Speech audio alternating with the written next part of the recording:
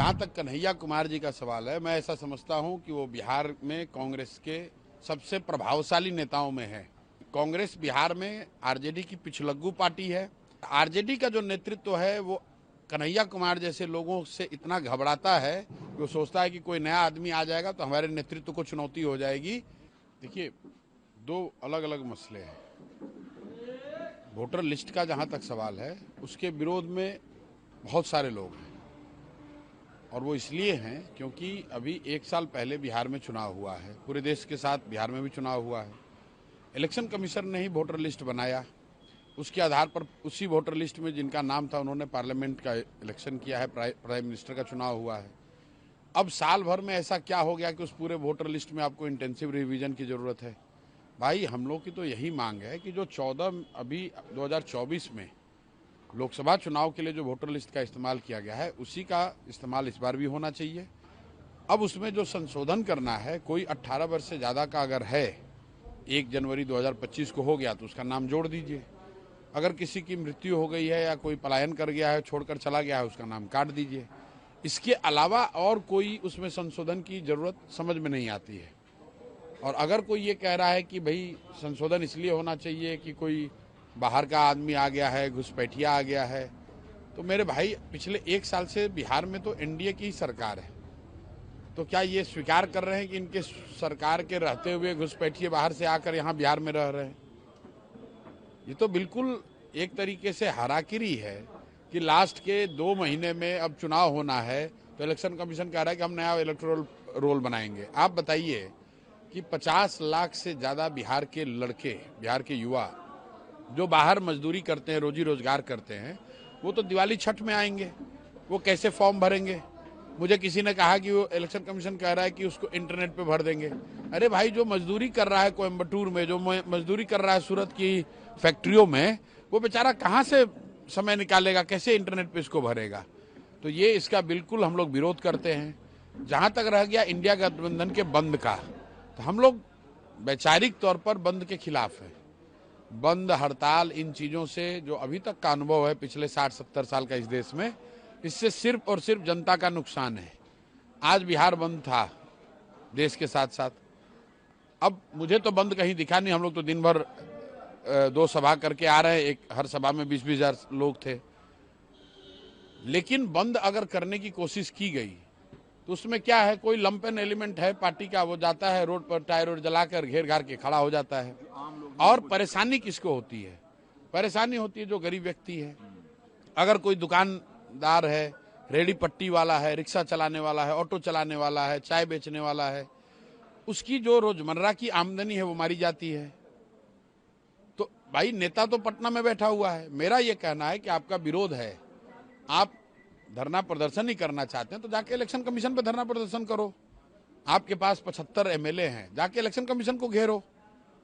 भाई, बिहार के सुदूर एरिया में जाकर आप लोगों का दुकान बंद कराते हैं, उससे क्या इलेक्शन कमीशन पर दबाव बनेगा? राहुल गांधी ने कहा सर कि महाराष्ट्र में जिस तरीके से वोट की चोरी की गई, अब वो बिहार की बारी है कि हम। देखिए, इस बात पर ऑलरेडी मैंने कहा हुआ है कि राहुल गांधी विपक्ष के नेता हैं और अगर उन्होंने महाराष्ट्र के इलेक्शन के नज़रिए से कुछ तथ्य जनता के बीच में रखा है तो इलेक्शन कमीशन की ये जिम्मेवारी है कि उन तथ्यों का समुचित उत्तर वो दें।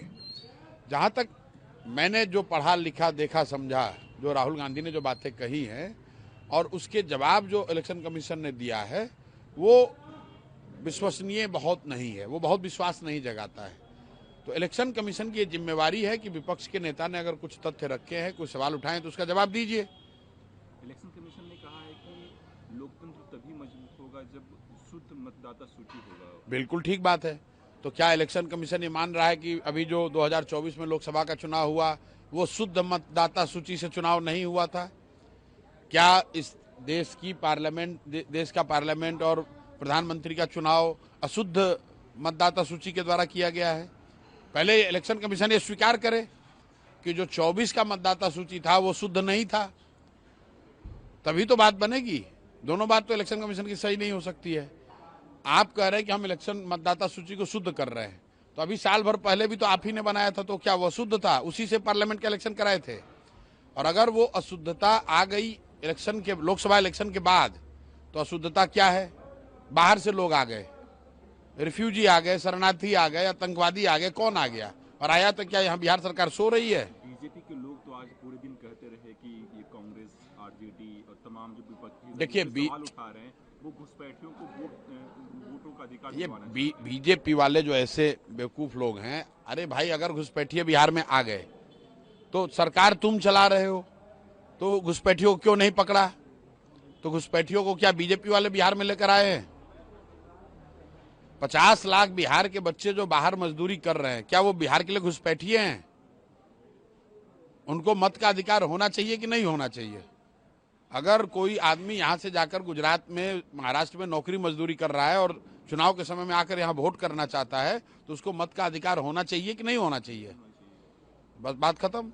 इलेक्शन कमीशन ने अपने एक्स के अकाउंट के डीपी में जो है वो आर्टिकल 326 का रूल लगाया है। भाई आर्टिकल 326 क्या है? आर्टिकल 326 मत का अधिकार है कि 18 वर्ष से ज्यादा हर एलिजिबल भारतीय नागरिक को मत देने का फंडामेंटल अधिकार है। आर्टिकल 326 वही है। तो अगर इलेक्शन कमीशन ने लगाया है तो इसमें क्या है? बस ठीक बात है, 18 साल के हर, हम लोग भी तो यही कह रहे हैं कि भाई 18 साल से ज्यादा उम्र के हर बिहार के नागरिक को अभी आने वाले चुनाव में मत देने का अधिकार होना चाहिए। उसको बेकार का ये डॉक्यूमेंटेशन के जाल में फंसाकर उसको आप डिबार नहीं कर सकते हैं। इलेक्शन कमीशन को नागरिकता जांचने और नागरिकता देने या रखने लेने का अधिकार नहीं है। सुप्रीम कोर्ट का जजमेंट है। इलेक्शन कमीशन का ये अधिकार क्षेत्र के बाहर का चीज है। तो आप कौन होते हैं पूछने वाले कि भैया अपना नागरिकता प्रूव करो? ये काम इलेक्शन कमीशन का नहीं है, ये काम होम मिनिस्ट्री का है, सेंसस वालों का है। तो होम मिनिस्ट्री तो यहाँ पर बीजेपी वाले ही चला रहे हैं, देश में अमित शाह चला रहे हैं। आपको लगता है जो विपक्ष आरोप लगाता है कि इलेक्शन कमीशन बीजेपी के बी टीम की तरह काम करे, वो कहीं न कहीं सही है? भाई विपक्ष आज बोल रहा है, बंगाल चुनाव के जीतने के बाद मैंने कहा कि अगर इलेक्शन कमीशन पार्शियल न होता तो बंगाल में बीजेपी को 70 सीट भी नहीं आता, 40-50 सीट आता।